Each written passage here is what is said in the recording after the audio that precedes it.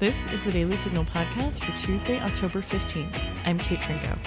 Today, we're going to have a special Values Voters Summit episode. First, we're going to feature an interview with Katrina Jackson, a Louisiana State Senator who is a pro-life Democrat. Then, we'll have an interview with Ken Oliver of the Texas Public Policy Foundation to talk about a new border security initiative. No headlines today because at the Daily Signal, we believe in Columbus Day, and yes, I do mean Columbus Day. So we were off Monday when we'd normally record those headlines. Up first, my interview with Senator Jackson about how she's a Democrat and pro-life.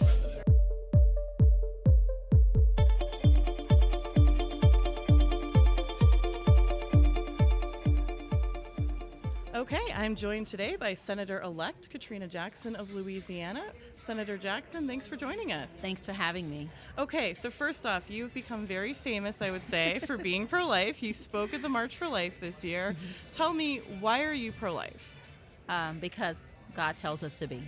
It was as simple as that for me. Probably at 25 or 26 years old, I tell everyone that I was finally away from home in law school. I was about 23, 24, and joined a wonderful church, a home away from home because I had a wonderful church at home, and just got more into the Word of God. And we were in midweek service one night and got to the book of Proverbs and said God hated the shedding of innocent blood.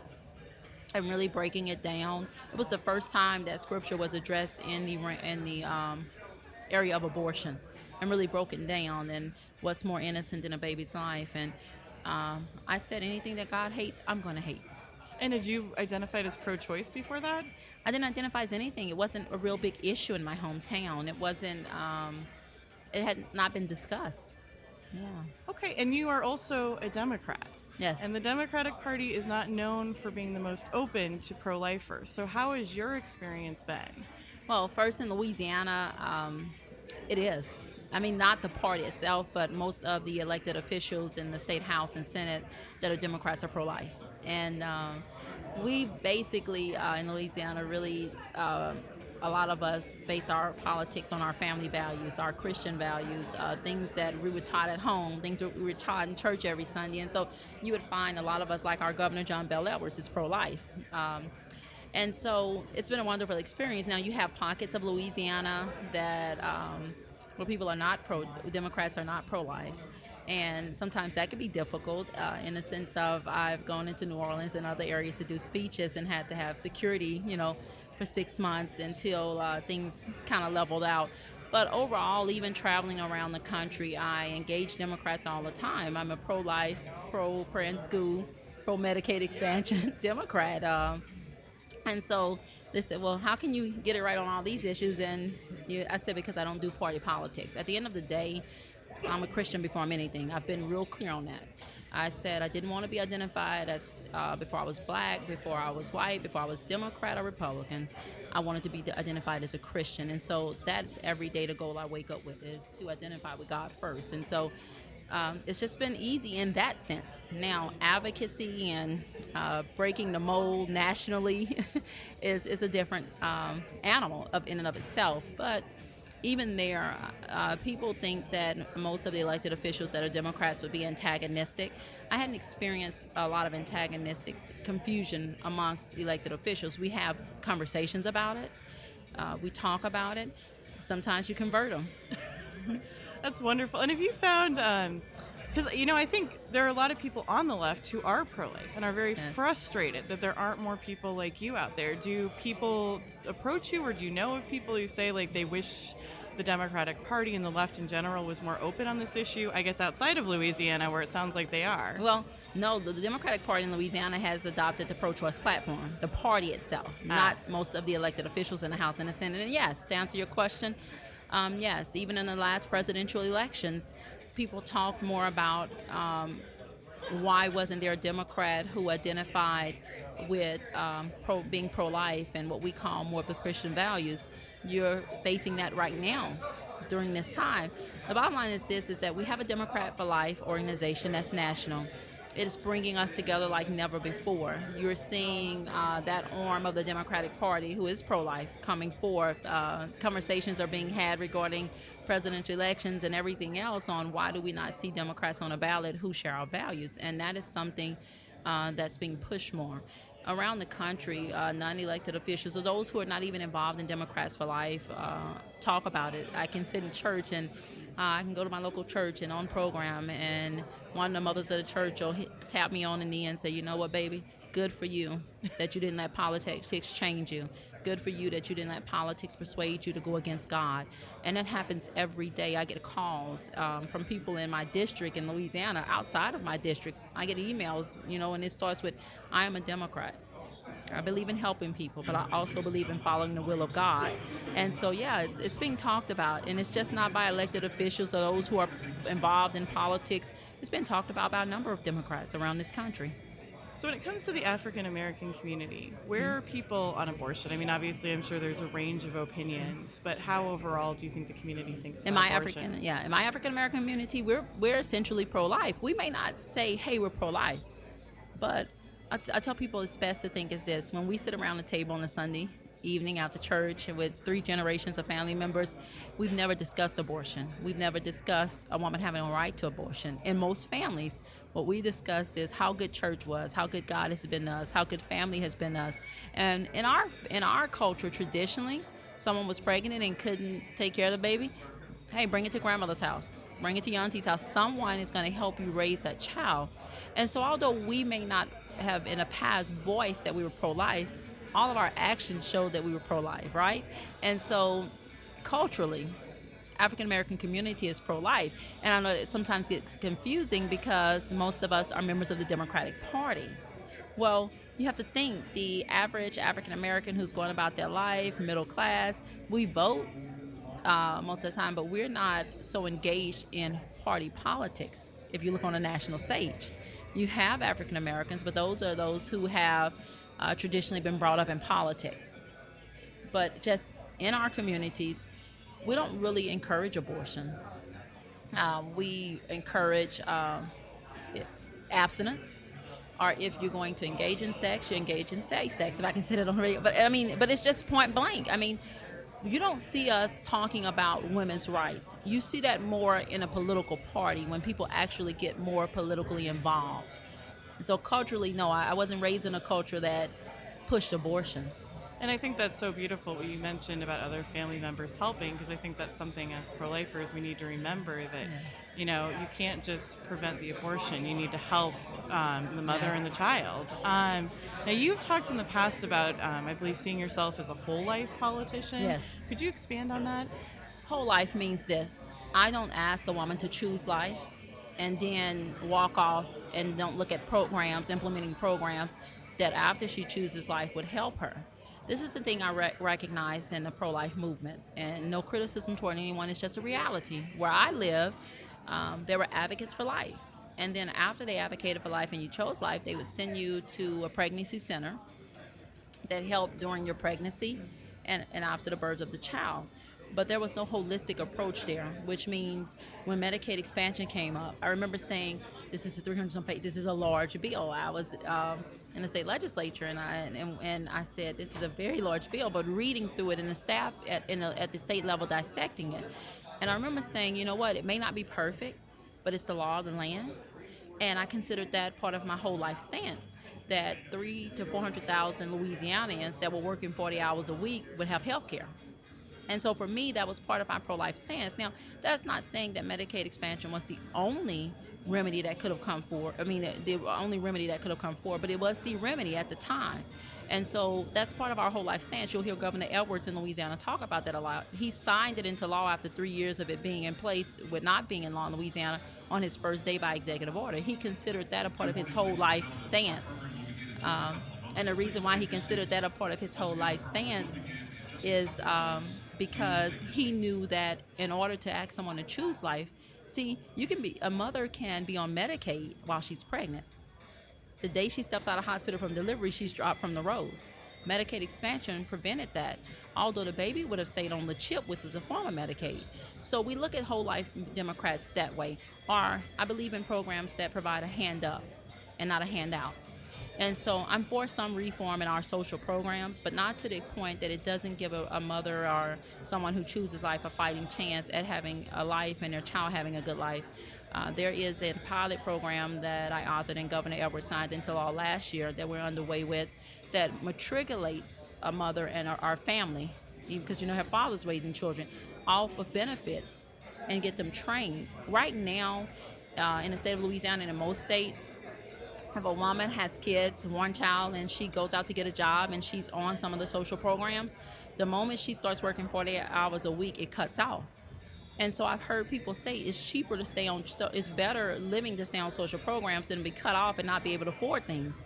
And so that's the part of the whole life Democrat stance, that we begin to do amend programs and change them to where they give a hand up and matriculates a person off of them, instead of making right now most women have a choice. You stay on the program where your child is able to eat, or you go get a job at a low wage that's not a livable wage, making not making enough money to take care of yourself, and then all your programs are gone. So when you give someone that choice, they don't come off of the programs. They stay on social programs. And so that's a part also of the whole life stance. It's making sure once a woman chooses life, once a father chooses life, because sometimes the mother say, I'll have it if you keep it, that once you choose life, that we give you a fighting chance at the American dream. And that doesn't mean giving someone a handout. And I know that's basically what some people think that the Democratic Party pushes. No, a whole life Democrat pushes the idea that once we ask you to choose life, we're going to give you a fighting chance at the American dream. And how do you think that pro-life conservatives and liberals or Democrats can work together? We do it every day in Louisiana. I do it around the country as I go and speak. We can work together by, number one, you're pro-life. So you care about the life of that child.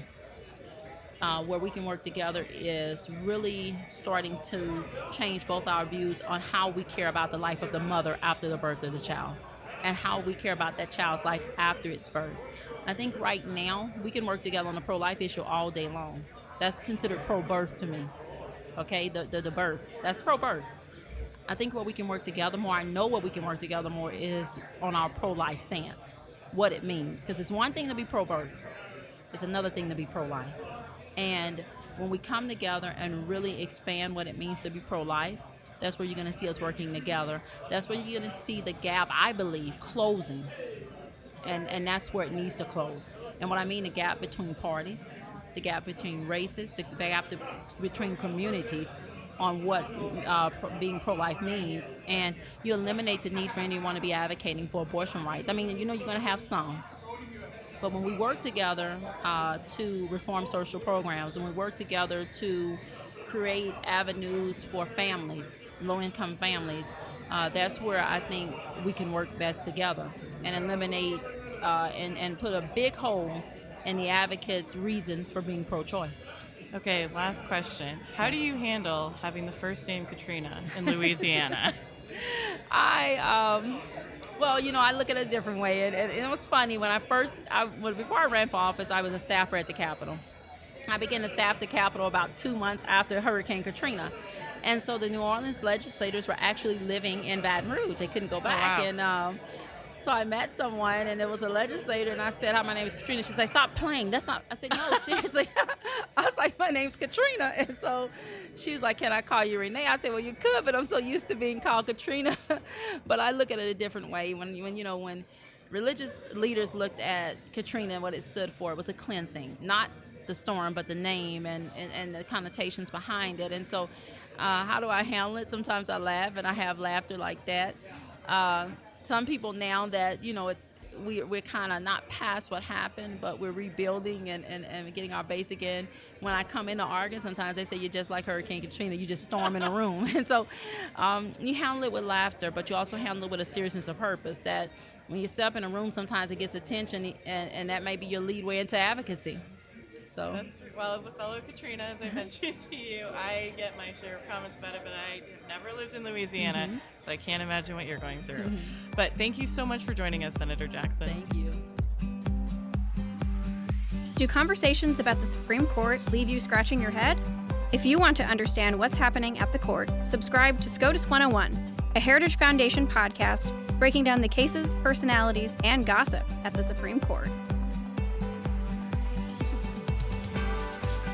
So I'm at Value Voters Summit, and Ken Oliver, who is joining me, is the Senior Director of Engagement and Right on Immigration at the Texas Public Policy Foundation. Ken, thanks for joining me. Thank you for inviting me, Katrina. Wonderful to be with you.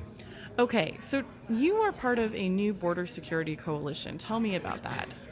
Right. The Texas Public Policy Foundation is clearly, it's the leading public policy center in the state of Texas and the state that's most affected by the border crisis this year. This year was the worst, and Texas has been affected and having to spend over $1 billion on border security every 2 years as a state. And the border has been least secure there. We saw the asylum crisis really provoke action by the Texas Public Policy Foundation to get involved in this issue and call for a border security coalition teaming up with the Heritage Foundation. So we have a great group of organizations, conservative organizations across the country and leaders who are coming together in this border security coalition to say something so common sense, right, Katrina, that we need to begin with border security to really take control as a sovereign country of our borders and who comes in and stop the abuse of the asylum system, which has been driving so much of the crisis.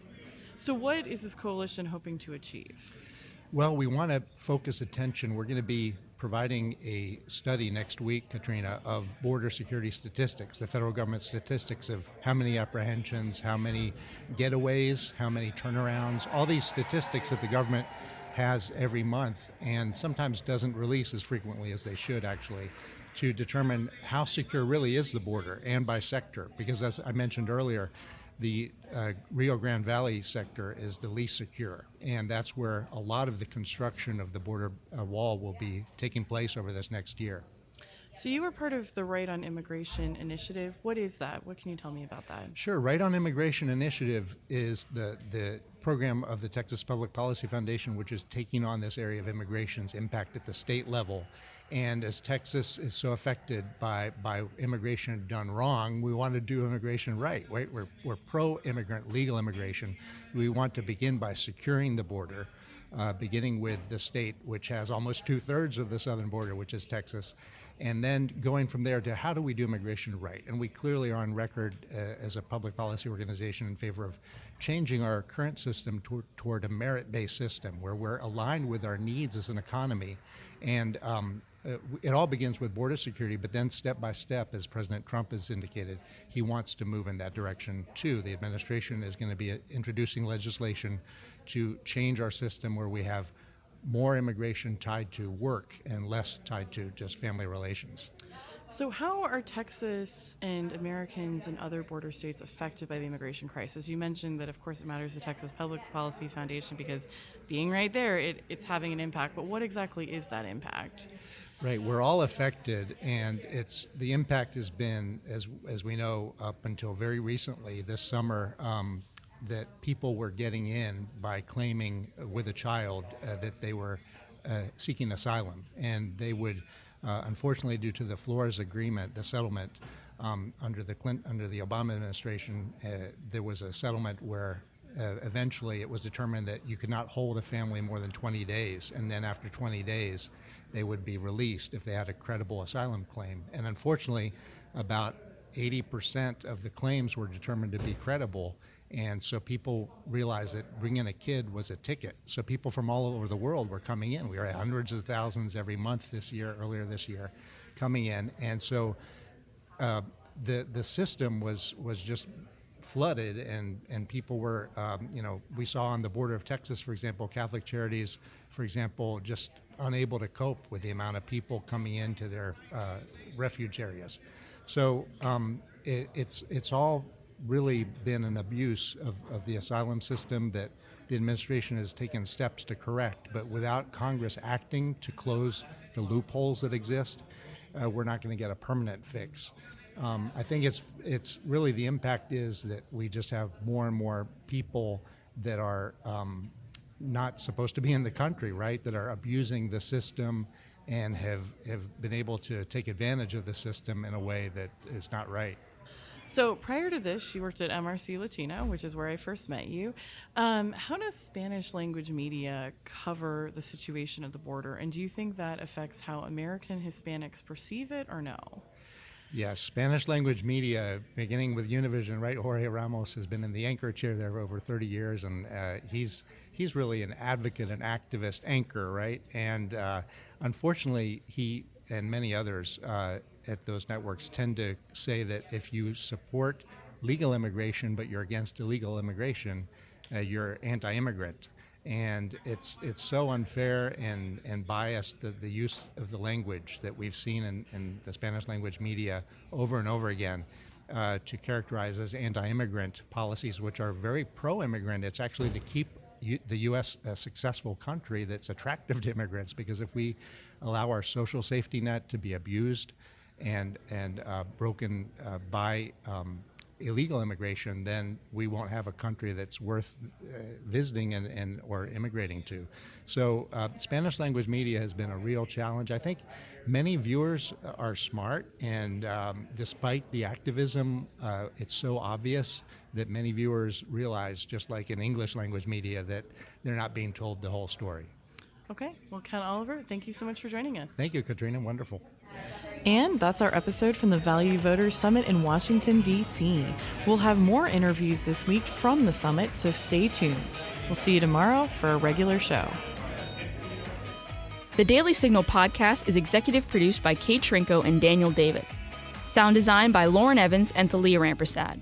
For more information, visit dailysignal.com.